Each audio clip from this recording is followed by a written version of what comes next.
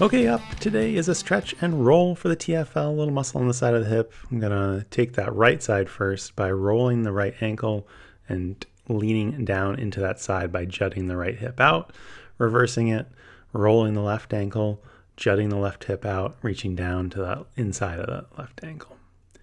I'll show it against a wall as well. Normally I would be facing up against the wall or to the side of it, just kind of showing a different way to do that. And here's the roll technique. You just kind of want to be in front of the actual big hip bone on the side of the hip. You can see I'm supporting with the top leg and keeping the bottom leg that I'm actually rolling nice and long and loose. Switch sides, just can see kind of where that is in the hip. It's not on the back in the glute area, it's on the side. Hope that helps.